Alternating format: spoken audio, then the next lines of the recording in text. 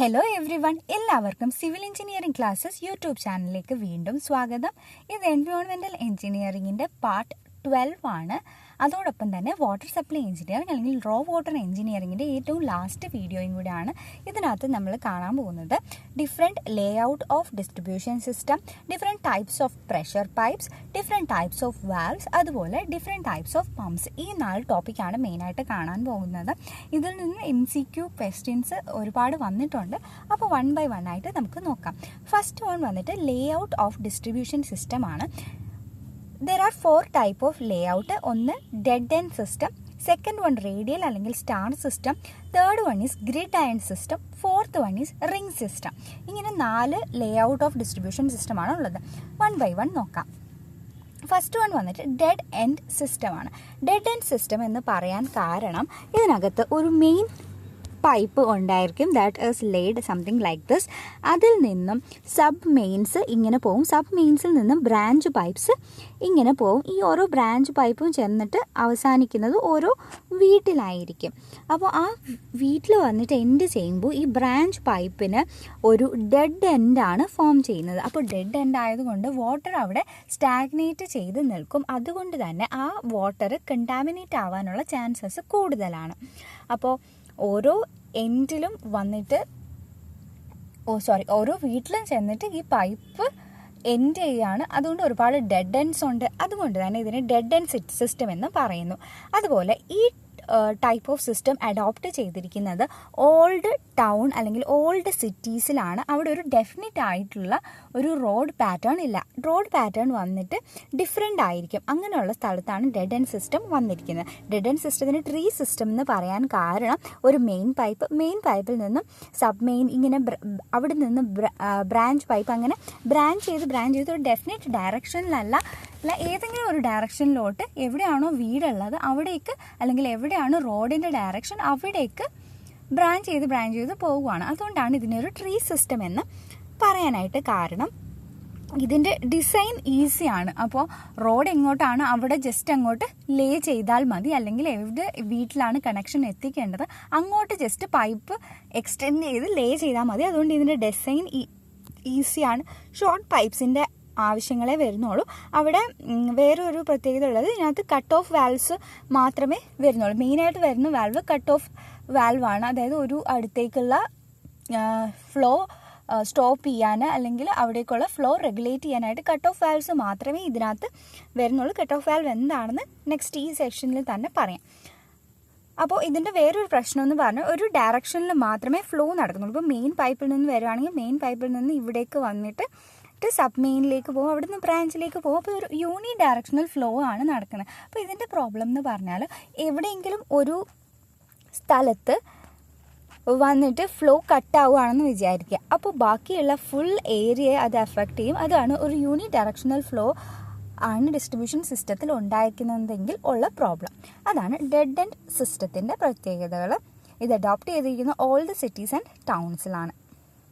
Next one വന്നിട്ട് ring സിസ്റ്റമാണ്. Ring system എന്നതിനെ പറയാൻ കാരണം ഇതിൻ്റെ മെയിൻ എന്ന് പറയുന്നത് ഒരു റിംഗ് പോലെയാണുള്ളത്. മെയിൻ പൈപ്പ് ഫുൾ ഒരു റിംഗ് പോലെയാണുള്ളത്. Along the peripheral road and the sub mains are branch out from the main. Sub mains വന്നിട്ട് മെയിൻസിൽ നിന്നും ബ്രാഞ്ച് ചെയ്ത് ആ റിങ്ങിനകത്തോടെയാണ് ബ്രാഞ്ച് ചെയ്ത് പോകുന്നത്. അതിനകത്ത് നിന്നും ബ്രാഞ്ച് പൈപ്സുകൾ ഉണ്ടാവുന്നു. ചില സമയത്ത് ഈ റിങ് റെക്റ്റാങ്കുലർ ആയിരിക്കും, ചില സമയത്ത് അത് സർക്കുലർ ആയിരിക്കും. സോ സർക്കുലർ സിസ്റ്റം എന്നും ഈ സിസ്റ്റത്തിനെ പറയുന്നുണ്ട്. നെക്സ്റ്റ് വൺ വന്നിട്ട് ഗ്രിഡ് അയൺ സിസ്റ്റമാണ്. ഗ്രിഡ് അയൺ സിസ്റ്റം എന്ന് പറഞ്ഞാൽ അയണിൻ്റെ ഗ്രിഡിൽ ഈ കാണുന്നത് പോലെ തന്നെ അയണിൻ്റെ ഗ്രിഡ് പോലെ ആയിരിക്കും ഈ ഒരു സിസ്റ്റം ഉണ്ടാവുന്നത്. ഇതിനകത്ത് എന്താണെന്ന് പറഞ്ഞാൽ ഒരു റെക്റ്റാങ്കുലർ ലേ ഔട്ട് ആയിരിക്കും ഉണ്ടാവുക. അതുപോലെ തന്നെ water mains and the branches are in the laid as rectangles ആയിട്ട് ഇൻ്റർ കണക്റ്റഡ് ആയിട്ടാണ് വാട്ടർ മെയിൻസും ബ്രാഞ്ചസും ഒക്കെ ലേ ചെയ്തിരിക്കുന്നത്. അതുകൊണ്ടാണ് ഇതിനെ ഗ്രിഡ് അയൺ സിസ്റ്റം എന്ന് പറയുന്നത്. സോ റെക്റ്റാങ്കിൾ സിസ്റ്റം എന്നും വേണമെങ്കിൽ റെറ്റിക്കുലേറ്റഡ് സിസ്റ്റം എന്നും അല്ലെങ്കിൽ ഇന്റർലേസ്ഡ് സിസ്റ്റം എന്നും ഈ സിസ്റ്റത്തിനെ പറയാം. കാരണം വാട്ടർ മെയിൻസും ബ്രാഞ്ചസും റെക്റ്റാങ്കിൾസും ഫോം ചെയ്യുകയാണ്. അവരെല്ലാം തമ്മിൽ ഇന്റർ കണക്ട് ചെയ്തിട്ടാണ് ഈ റെക്റ്റാങ്കിൾസ് ഫോം ചെയ്യുന്നത്. അതുകൊണ്ട് ഇതിനെ ഇന്റർലേസ്ഡ് അല്ലെങ്കിൽ റെറ്റിക്കുലേറ്റഡ് സിസ്റ്റം എന്ന് പറയും. ഈ ഒരു സിസ്റ്റം അഡോപ്റ്റ് ചെയ്യണമെങ്കിൽ ഈ റെക്റ്റാങ്കിൾ പോലെയുള്ള റോഡുകൾ ഉണ്ടാവണം. നമുക്കറിയാം റോഡിന് എലോങ് ആയിട്ടാണ് പൈപ്പ് ലൈൻസ് ഒക്കെ എപ്പോഴും ലേ ചെയ്യുന്നത്. സോ ഈ റെക്റ്റാങ്കുലർ ആയിട്ടുള്ള വെൽ ഡെവലപ്ഡ് ആയിട്ടുള്ള റോഡ്സ് ഉണ്ടാവണം. അതിന് വേണ്ടിയിട്ട് വെൽ ഡെവലപ്ഡ് ആയിട്ടുള്ള സിറ്റീസ് അല്ലെങ്കിൽ വെൽ പ്ലാൻഡ് സിറ്റീസ് ആയിരിക്കണം. അപ്പോൾ വെൽ പ്ലാൻഡ് സിറ്റീസിലാണ് ഗ്രിഡ് അയൺ സിസ്റ്റം അല്ലെങ്കിൽ ഇന്റർലേസ്ഡ് സിസ്റ്റം അല്ലെങ്കിൽ റെറ്റിക്കുലേറ്റഡ് സിസ്റ്റം അഡോപ്റ്റ് ചെയ്യുന്നത്. ഇതിൻ്റെ ഡിസൈൻ വളരെ കോംപ്ലിക്കേറ്റഡ് ആണ്. അതുപോലെ ഒരുപാട് നമ്പർ ഓഫ് പൈപ്സ് അല്ലെങ്കിൽ ലാർജ് ലെങ്ത് ഓഫ് പൈപ്പ് വേണ്ടി വരും. അതുപോലെ ലാർജ് ലെങ്ത്തിലുള്ള വാൽവും വേണ്ടി വരും. അതായത് there is a possibility that ഈ ഒരു പൈപ്പ് നമ്മൾ എടുക്കുകയാണെന്ന്, ഈ ഒരു ബ്രാഞ്ച് പൈപ്പ് നമ്മൾ എടുക്കുകയാണെന്നുണ്ടെങ്കിൽ ഇവിടുന്നും വാട്ടർ വരുന്നുണ്ട്, ഈ ഒരു ഡയറക്ഷനിൽ നിന്നും വാട്ടർ വരുന്നു. അപ്പോൾ 2 ഡയറക്ഷനിലും വാട്ടർ, ഏതെങ്കിലും ഒരു ഡയറക്ഷനിൽ നിന്ന് പോയാൽ അടുത്ത ഡയറക്ഷനിൽ നിന്ന് അവിടെ വാട്ടർ എത്തും. ഇത് അതിൻ്റെ ഒരു അഡ്വാൻറ്റേജ് ആണ്. പക്ഷേ വേറൊരു പ്രോബ്ലം എന്ന് പറഞ്ഞാൽ ഇതിനകത്ത് ഒരു large number of valves use ചെയ്യുന്നുണ്ട്. ഓരോ ബ്രാഞ്ച് ചെയ്യുന്ന സ്ഥലത്തും അവിടേക്ക് വാട്ടർ പെർമിറ്റ് ചെയ്യണോ എന്നുള്ളതിന് അവിടെയെല്ലാം എന്തായിരിക്കും, ഓരോ അടുത്തും ഓരോ കട്ട് ഓഫ് വാൽവ് ആയിരിക്കും. ഈ ഡാർക്ക് ഡോട്ട് കാണിച്ചിരിക്കുന്ന കട്ട് ഓഫ് വാൽവ്സ് ആണ്. അപ്പോൾ ലാർജ് നമ്പർ ഓഫ് വാൽവ്സ് ഇതിന് യൂസ് ചെയ്യും. അതാണ് ഇതിൻ്റെ ഒരു ഡിസഡ്വാൻറ്റേജ്. വാൽവ് ഒക്കെ കൂടുന്തോറും അതുപോലെ പൈപ്പിൻ്റെ ലെങ്ത് കൂടുന്തോറും എക്കോണമി പ്രശ്നമായിട്ട് വരും. Next 4th number of system എന്ന് പറഞ്ഞാൽ റേഡിയൽ സിസ്റ്റമാണ്. റേഡിയൽ സിസ്റ്റവും ഡെവലപ്ഡ് ആയിട്ടുള്ള സിറ്റീസിലാണ് യൂഷ്വലി അഡോപ്റ്റ് ചെയ്യുന്നത്. ഇപ്പോൾ നമ്മുടെ സിറ്റിയിൽ റോഡ്സ് വന്നിട്ട് റേഡിയലി കിടക്കുകയാണെന്നുണ്ടെങ്കിൽ ഈ ഒരു സിസ്റ്റം നമുക്ക് അഡോപ്റ്റ് ചെയ്യാം. ഇതിനകത്ത് എന്താ ചെയ്യുന്നതെന്ന് പറഞ്ഞാൽ ഏരിയയെ നമ്മൾ ഓരോ സോൺസ് ആയിട്ട്, ഇതുപോലെയുള്ള ഓരോ സോൺസ് ആയിട്ട് ഡിവൈഡ് ചെയ്യുന്നു. അതുപോലെ ഓരോ സോൺസിനും ഒരു ഡിസ്ട്രിബ്യൂഷൻ റിസർവോയർ ഉണ്ടാവും. ആ ഡിസ്ട്രിബ്യൂഷൻ റിസർവോയർ ഓരോ സോണിൻ്റെ മിഡിലായിരിക്കും പ്ലേസ് ചെയ്തിട്ടിരിക്കുന്നത്. അതിനകത്ത് നിന്ന് റേഡിയലി പൈപ്പ് ലേ ചെയ്തിട്ടാണ് വാട്ടറിനെ ഡിസ്ട്രിബ്യൂട്ട് ചെയ്യുന്നത്. ഇതിനെ പറയുന്ന പേരാണ് റേഡിയൽ സിസ്റ്റം എന്ന് പറയും. Next design of distribution network നോക്കാം.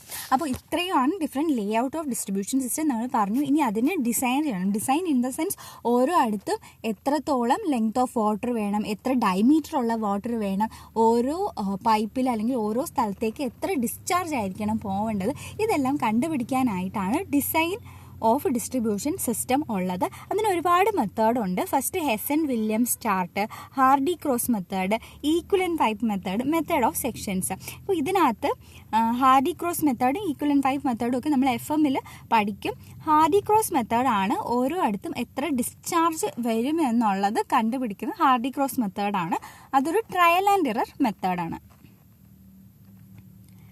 Next different types of pressure pipes. Pressure pipes എന്ന് പറഞ്ഞാൽ they are mainly used for carrying the water in the water supply system. ഇപ്പോൾ റോ വാട്ടർ സപ്ലൈസിൽ പ്രഷർ പൈപ്സ് ആണ് കൂടുതലായിട്ട് use ചെയ്യുന്നത്.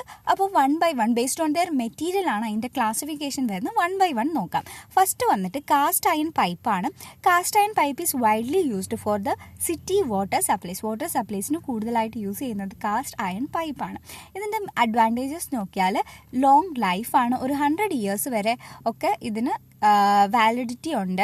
അതുപോലെ കൊറോഷന് resistant ആണ്. വേറെ ഒരു പ്രത്യേകത സ്ട്രോങ് ഇൻ കംപ്രഷൻ ആണ്. എന്തുകൊണ്ടാണ് ഒരു വാട്ടർ സപ്ലൈയുടെ പൈപ്പ് സ്ട്രോങ് ഇൻ കംപ്രഷൻ ആവേണ്ടത്? അതെപ്പോഴും ഗ്രൗണ്ട് ലെവലിന് താഴെയായിരിക്കും ലേ ചെയ്യുന്നത്. നമ്മൾ എവിടെ നോക്കിയാലും അറിയാം വാട്ടർ ലീക്കേജ് ഒക്കെ ഉണ്ടാകുമ്പോൾ മണ്ണിൽ നിന്നായിരിക്കും വെള്ളം ഫൗണ്ടെയിൻ പോലെ വരുന്നത്. അപ്പോൾ ഗ്രൗണ്ട് ലെവലിന് താഴെയായിരിക്കും ഇതെപ്പോഴും ലേ ചെയ്യുന്നത്. അപ്പോൾ എർത്ത് അല്ലെങ്കിൽ അതിൻ്റെ മുകളിലുള്ള സോയിൽ കൊടുക്കുന്ന കംപ്രസീവ് ഫോഴ്സ് ഇതിന് താങ്ങിയേ പറ്റൂ. അതുപോലെ ചിലപ്പോൾ റോഡിൻ്റെ എലോങ് ആയിട്ടാണ് അല്ലെങ്കിൽ റോഡിന് കുറുകെയാണ് ഈ പൈപ്പ് ഇടുന്നതുണ്ടെങ്കിൽ ട്രാഫിക് കൊടുക്കുന്ന കംപ്രസീവ് ലോഡും ഇതിന് താങ്ങിയേ പറ്റൂ. അപ്പോൾ വാട്ടർ സപ്ലൈസിന് ഉപയോഗിക്കുന്ന പൈപ്സ് എപ്പോഴും കംപ്രഷനെ റെസിസ്റ്റ് ചെയ്യാൻ പറ്റുന്നത് ആയിരിക്കണം. അതുപോലെ തന്നെ വാട്ടറിൻ്റെ പ്രഷറിനെ, വാട്ടർ ഒരു പ്രഷറിലായിരിക്കും ഒബ്വിയസ്ലി ഇതിലൂടെ ഫ്ലോ ചെയ്യുന്നത്. അപ്പോൾ ആ ഒരു പ്രഷറിനെയും കൂടി താങ്ങാൻ പറ്റുന്നതായിരിക്കണം. കാസ്റ്റ് അയൺ പൈപ്പ് വന്നിട്ട് സ്ട്രോങ് ഇൻ കംപ്രഷൻ ആണ്. പക്ഷേ ഹൈ വാട്ടർ പ്രഷർ ഒന്നും ഇതിന് താങ്ങാൻ പറ്റില്ല. ഒരു 700 kN/m² വരെയൊക്കെ ഉള്ള വാട്ടർ പ്രഷറിനെ താങ്ങാൻ പറ്റും. അതിൽ കൂടുതൽ ഇതിന് താങ്ങാൻ പറ്റില്ല. അതൊരു ചെറിയ ഡിസഡ്വാൻറ്റേജ് ആണ്. അപ്പോൾ ഇത് മെയിനായിട്ട് യൂസ് ചെയ്യുന്നത് ട്രങ്ക് ആൻഡ് ഡിസ്ട്രിബ്യൂഷൻ മെയിൻസിലാണ് കൂടുതലായിട്ടും കാസ്റ്റ് അയൺ പൈപ്പ്സ് യൂസ് ചെയ്യുന്നത്. Next second type of pipes based on the material വന്നിട്ട് സ്റ്റീൽ പൈപ്പാണ്. സ്റ്റീൽ പൈപ്പിൻ്റെ ലൈഫ് വന്നിട്ട് 25 തൊട്ട് 50 ഇയേഴ്സ് വരെയാണ്. ഇത് കാസ്റ്റ് അയൺ പൈപ്പിൻ്റെ ജസ്റ്റ് ഓപ്പോസിറ്റ് ആണ്. അതായത് വാട്ടർ പ്രഷറിന് നല്ലതായിട്ട് ഇതിന് വിത്ത്സ്റ്റാൻഡ് ചെയ്യാൻ പറ്റും. പക്ഷേ കംപ്രഷൻ്റെ കേസിൽ ഇത് കുറച്ച് വീക്കാണ്.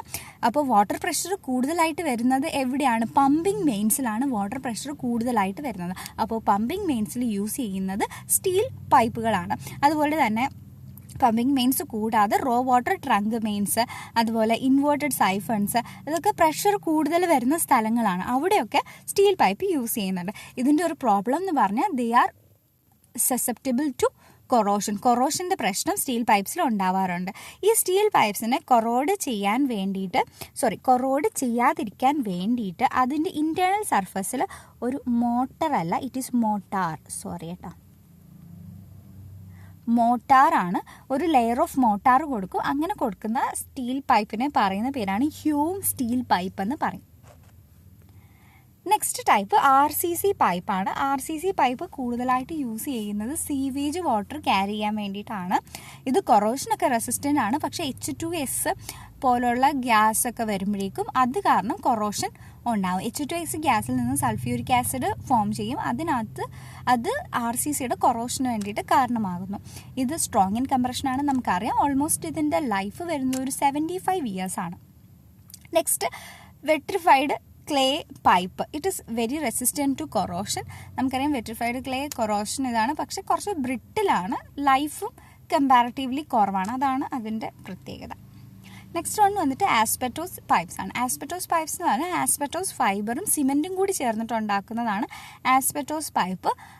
അതും വലുതായിട്ട് ഒന്നും പറയാനില്ല. ആസ്പെറ്റോസ് പൈപ്പിൽ ജോയിൻറ്റ് ചെയ്യുന്നത് using the special joint called simplex joint ഉപയോഗിച്ചിട്ടാണ് ആസ്പെറ്റോസ് പൈപ്പ് ജോയിൻറ്റ് നടത്തുന്നത്. Next about different types of pipes കഴിഞ്ഞു. ഇനി ഡിഫറെൻറ്റ് ടൈപ്സ് ഓഫ് വാൽവ് നോക്കാം. ഫസ്റ്റ് ആൻഡ് ഏറ്റവും ഇമ്പോർട്ടൻ്റ് ആയിട്ടുള്ളത് ഗേറ്റ് വാൽവ് അല്ലെങ്കിൽ സ്ലൂയിസ് വാൽവ് അല്ലെങ്കിൽ കട്ട് ഓഫ് വാൽവ് എന്ന് പറയും. നമ്മൾ നേരത്തെ ഡിസ്ട്രിബ്യൂഷൻ സിസ്റ്റത്തിൻ്റെ ലേ ഔട്ട് കണ്ടപ്പോൾ ഓരോ ബ്രാഞ്ച് വരുന്ന സ്ഥലത്ത് നമ്മൾ കണ്ടതാണ് കട്ട് ഓഫ് വാൽവ്. അത് തന്നെയാണ് ഈ ഗേറ്റ് വാൽവ് അല്ലെങ്കിൽ സ്ലൂയിസ് വാൽവ് എന്ന് പറയുന്നത്. അതായത് ഒരു പർട്ടിക്കുലർ പൈപ്പിലൂടെ വാട്ടർ ഫ്ലോ ചെയ്യണോ വേണ്ടയോ എന്നുള്ളത് തീരുമാനിക്കുന്ന വാൽവിനെ പറയുന്ന പേരാണ് ഗേറ്റ് വാൽവ്, സ്ലൂയിസ് വാൽവ് അല്ലെങ്കിൽ കട്ട് ഓഫ് വാൽവ്. ഇത് യൂഷ്വലി പ്ലേസ് ചെയ്യുന്നത് സബ്മിറ്റിലാണ്. അതായത് കുറച്ച് ഹൈ പോയിൻറ്റ്സ്, പൈപ്പ് ലൈനിൻ്റെ ഹൈ പോയിൻറ്റ്സിലാണ് ഈ യൂഷ്വലി പ്ലേസ് ചെയ്യുന്നത്, ഗേറ്റ് വാൽവ് അല്ലെങ്കിൽ സ്ലൂയിസ് വാൽവ് പ്ലേസ് ചെയ്യുന്നത്. ഇത് മെയിനായിട്ട് വെക്കുന്നതെന്ന് പറഞ്ഞാൽ ജംഗ്ഷൻ ഉണ്ടല്ലോ, ജംഗ്ഷൻ മീൻസ് രണ്ട് പൈപ്പ് തമ്മിൽ കൂടി ചേരുന്ന സ്ഥലത്ത്. അതായത് ഒരു പൈപ്പിലൂടെ വാട്ടർ കടത്തി വേണം, ഒരു പൈപ്പിലൂടെ നമുക്ക് വാട്ടർ കടത്തി വിടണ്ട. നമ്മൾ നേരത്തെ കണ്ട കേസ് പോലെ അങ്ങനെയുള്ള സിറ്റുവേഷനിലൊക്കെയാണ് ഗേറ്റ് വാൽവ് മെയിനായിട്ട് യൂസ് ചെയ്യുന്നത്. ഇനി അടുത്തത് എയർ വാൽവ് അല്ലെങ്കിൽ എയർ റിലീസ് വാൽവ് എന്ന് പറയും. എയർ എന്ന് ഉദ്ദേശിക്കുന്നത് എയർ ബബിൾസ് ആണ് കേട്ടോ. ഇതുപോലെയുള്ള എയർ ബബിൾസ് ആണ്. എയർ ബബിൾസ് ഫോം ചെയ്യാനുള്ള സാധ്യത എവിടെയാണ്? പ്രഷർ കുറയുന്ന, ലോ പ്രഷർ ഉള്ള സ്ഥലത്താണ് എന്ത് ഫോം ചെയ്യുന്നത്? എയർ ബബിൾസ് വാട്ടറിൽ ഫോം ചെയ്യുന്നത്. പക്ഷേ ഈ എയർ ബബിൾസ് വാട്ടറിനോടൊപ്പം ഫ്ലോ ചെയ്ത് താഴോട്ട് പോയി പ്രഷർ കൂടുമ്പോൾ എന്താ സംഭവിക്കുക എന്ന് വെച്ചാൽ ഈ എയർ ബബിൾസ് ബേസ്റ്റ് ചെയ്യും. ഈ എയർ ബബിൾസ് ബേസ്റ്റ് ചെയ്യുമ്പോഴേക്കും ഈ പൈപ്പിനകത്ത് വളരെ ലാർജ് പ്രഷറായിരിക്കും ഈ പൈപ്പിനകത്ത് ഉണ്ടാകുന്നത്. അത് പൈപ്പിന് കേടാണ്. അപ്പോൾ നമ്മൾ ആവശ്യത്തിന് എയർ റിലീഫ് വാൽവുകൾ പ്രൊവൈഡ് ചെയ്യണം. എയർ റിലീഫ് വാൽവ് അപ്പോൾ എവിടെയാണ് പ്രൊവൈഡ് ചെയ്യുന്നത്? സബ്മിറ്റ്സിലാണ് പ്രൊവൈഡ് ചെയ്യുന്നത്. കാരണം വാട്ടർ ഇങ്ങനെ ഫ്ലോ ചെയ്ത് വരുമ്പോഴേക്കും ഇതിൻ്റെ പ്രഷർ കുറയുകയും ഇവിടെ സബ്മിറ്റ് പോയിന്റുകളിൽ സബ്മിറ്റ് പോയിന്റിൽ എയർ ബബിൾസ് ഉണ്ടാകാനുള്ള സാധ്യതയുണ്ട്. അപ്പോൾ അവിടെയാണ് എയർ വാൽവ്സ് കൊടുക്കേണ്ടത്. അപ്പോൾ എയർ വാൽവ്സ് യൂഷ്വലി പ്രൊവൈഡ് ചെയ്യുന്നത് ഇപ്പോൾ ഇങ്ങനെയാണ് സബ്മിറ്റ് ഉള്ളതെങ്കിൽ സബ്മിറ്റിന് നമ്മൾ പറഞ്ഞു ഗേറ്റ് വാൽവ് അല്ലെങ്കിൽ സ്ലൂയിസ് വാൽവ് കൊടുക്കും. അതിൻ്റെ രണ്ട് എൻഡിലുമായിട്ടാണ്, എയ്തർ സൈഡിലായിട്ടാണ് എന്ത് കൊടുക്കുക? എയർ വാൽവ് അല്ലെങ്കിൽ എയർ റിലീസ് വാൽവ് കൊടുക്കുന്നത്. നെക്സ്റ്റ് വന്നിട്ട് ഡ്രെയിൻ വാൽവ്, സ്കോർ വാൽവ് അല്ലെങ്കിൽ ബ്ലോ ഓഫ് വാൽവ് എന്ന് പറയും. ഇതിനെ പ്ലേസ് ചെയ്യുന്നത് എപ്പോഴും ലോ പോയിന്റ്സിലാണ്. ഏതെങ്കിലും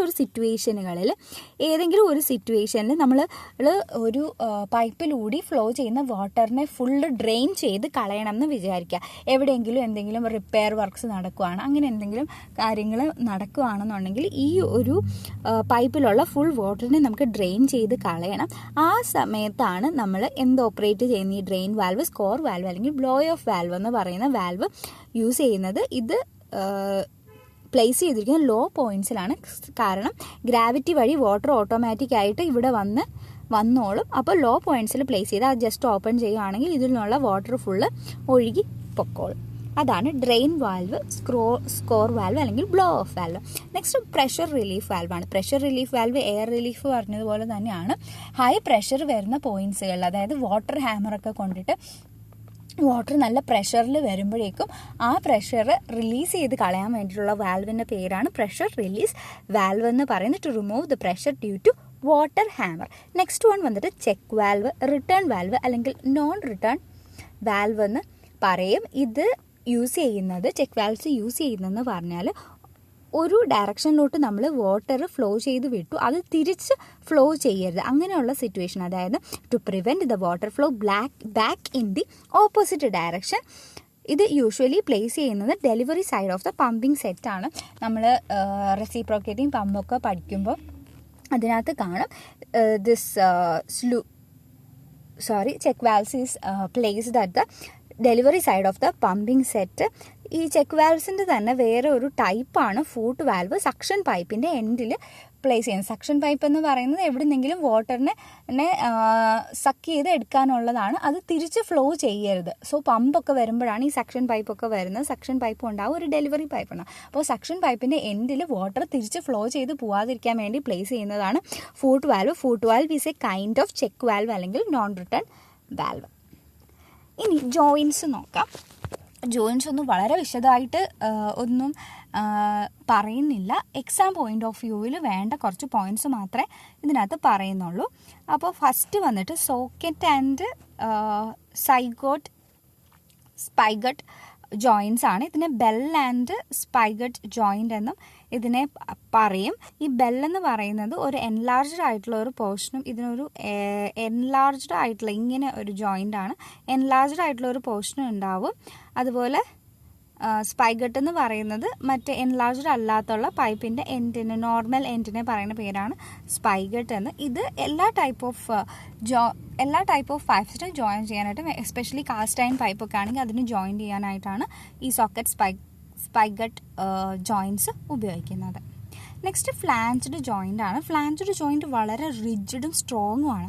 അതുകൊണ്ട് തന്നെ പമ്പിംഗ് സ്റ്റേഷനുകളിൽ അഡോപ്റ്റ് ചെയ്യുന്നത് നല്ല റിജിഡ്, പമ്പിംഗ് സ്റ്റേഷനിൽ ഹൈ പ്രഷറിലായിരിക്കും വരുന്നത്. അപ്പോൾ അതുകൊണ്ട് തന്നെ സ്ട്രോങ് ആയിട്ടുള്ള ജോയിൻ്റ് ഉണ്ടെങ്കിൽ മാത്രമേ പമ്പിംഗ് സ്റ്റേഷനിൽ യൂസ് ചെയ്യാൻ പറ്റൂ. That is about the flanged joint. Filter plant, pumping സ്റ്റേഷനിൻ്റെ ക്വസ്റ്റ്യൻ ചോദിച്ചിട്ടുള്ളതാണ് ഫ്ലാഞ്ച്ഡ് ജോയിൻറ്റ്.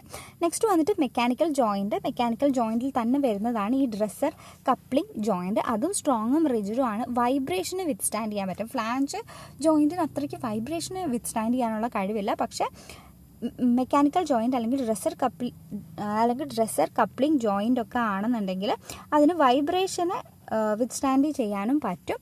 അപ്പോൾ വൈബ്രേഷൻസ് വരുന്ന എപ്പോഴാണ്? The pipes R carried over or below the bridges. ആ കേസുകളിലാണ് ഈ ടൈപ്പ് ഓഫ് ജോയിൻറ്റ് യൂസ് ചെയ്യുന്നത്.